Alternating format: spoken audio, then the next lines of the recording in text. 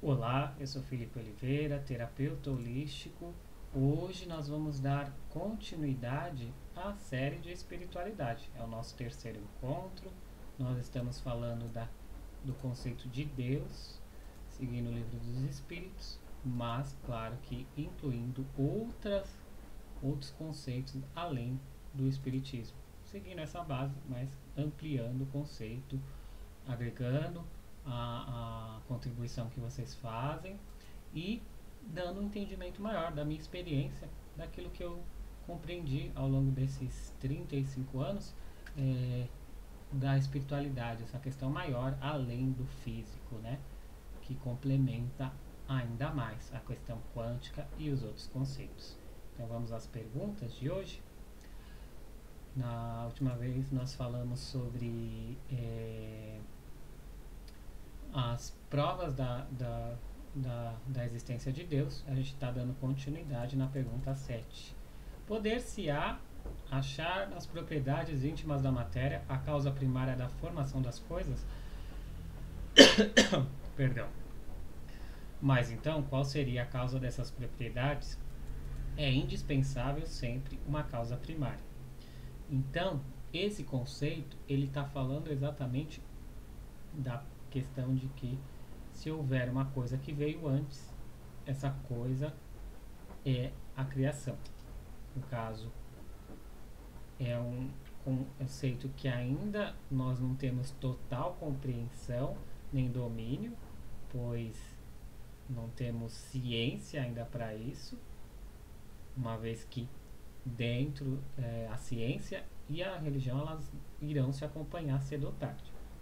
Então, se eu entendo que um elemento é aquilo que originou o ser vivo, a matéria, o universo, se esse elemento tem alguma coisa antes, esse elemento foi criado.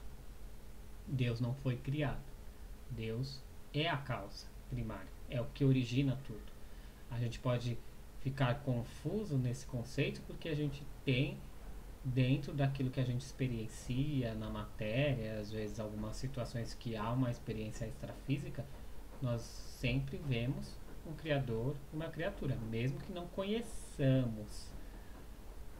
E no caso, ter essa possibilidade de algo que originou tudo, ainda fica muito na ideia, mas é partindo desse princípio que tudo tem uma causa que nós postulamos e nos alicerçamos no conceito de Deus. Atribuir formação primária das coisas, das propriedades íntimas da matéria, seria tomar efeito pela causa. Portanto, essas propriedades são também elas um efeito que há de ter uma causa. Então, os efeitos não podem ser tidos como causas, né? Não confundir isso. 8. Que se deve pensar da opinião dos que atribuem a formação primária da combinação fruitiva da matéria ou por outra ao acaso? Que absurdo! Que homem de bom senso pode considerar acaso um ser inteligente? E demais, o que é o acaso? Nada. Então, toda a série das obras básicas, né? Falando do espiritismo, o espiritismo kardecismo, né? Eles vai sempre se alicerçar de que o acaso não existe. O acaso por quê? Ele se baseia que para que, se a gente olha a Terra, o universo, todas as descobertas físicas, há uma harmonia e uma coerência, uma ordem, como se algo fosse feito por alguém inteligente, algo inteligente. Então, simplesmente explodiu e ao acaso colou-se esferas, estrelas, elementos, essa não ordem ou hierarquia, o nome que quiser dar, partiria de um princípio que não há uma inteligência por trás disso. E por isso o acaso é refutado dentro dessa teoria. A harmonia existe no mecanismo do universo, panteia combinações e desígnios determinados. E por isso mesmo revela um poder inteligente. Atribuir a formação primária ao acaso é insensatez, pois que ao acaso é cego e não pode produzir ao efeito a inteligência produz. Um acaso inteligente não seria o acaso. Essa última frase já diz muita coisa, né? Nós não estamos à revelia ao Deus dará, como é uma expressão comum dizer. Há um porquê das coisas, mesmo que não conheçamos, né? 9.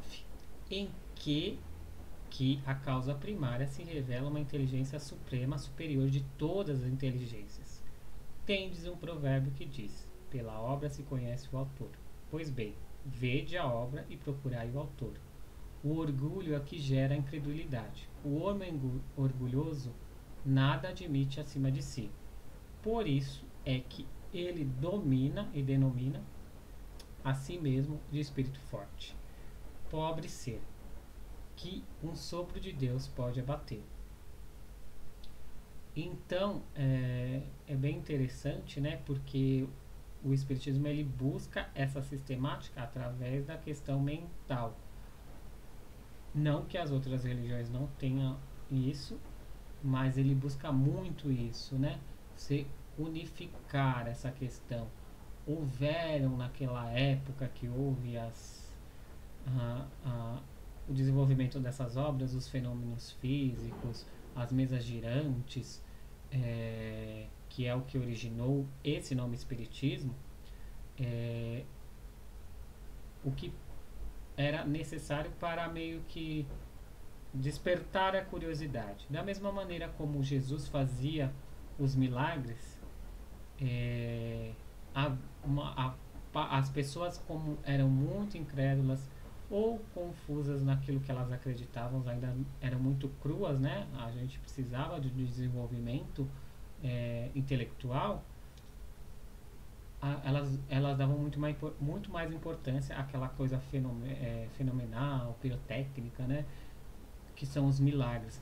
Mas se a gente parar para pensar, realmente os milagres são aquilo que equivale mais com os ensinamentos de comunhão, de união, de amor, de cooperação, de igualdade.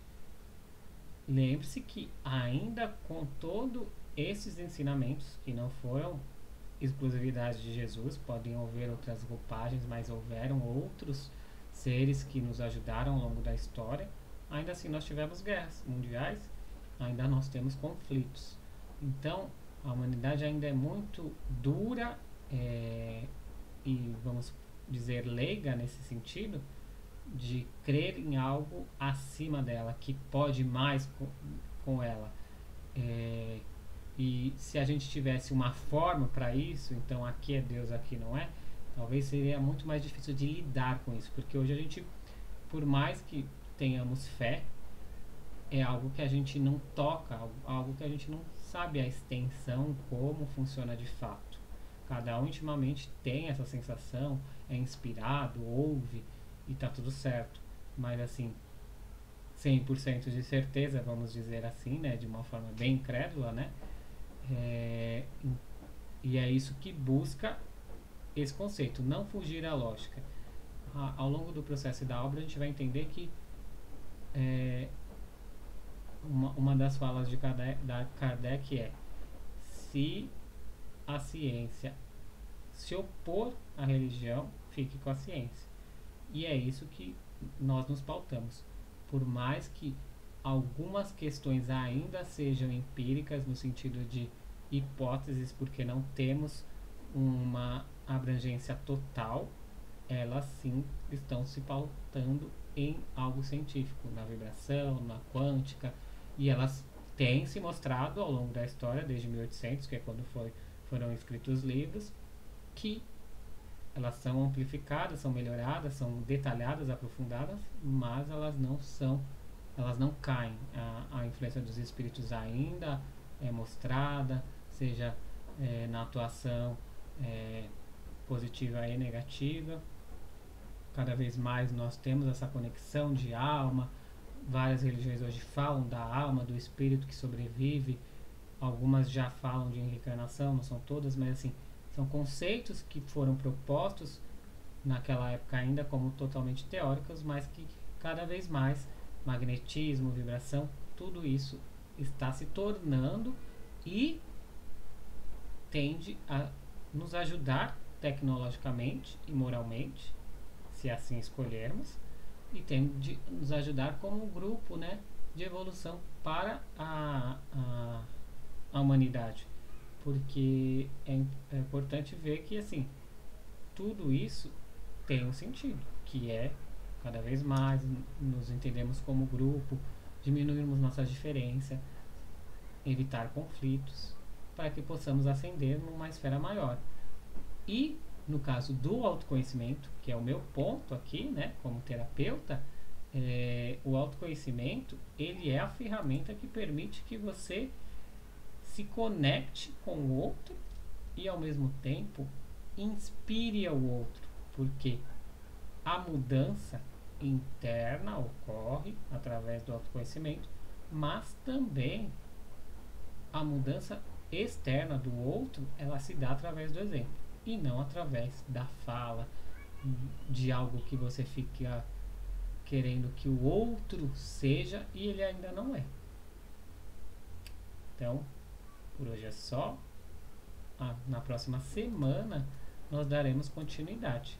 Mas escreva, compartilhe, coloque aquilo que você acha que é totalmente errado, não, essa bobagem, aquilo que você gosta, aquilo que você gostaria que abordasse em outros vídeos e nos acompanhe nas redes sociais, no Instagram. Se inscreva no canal e até a próxima.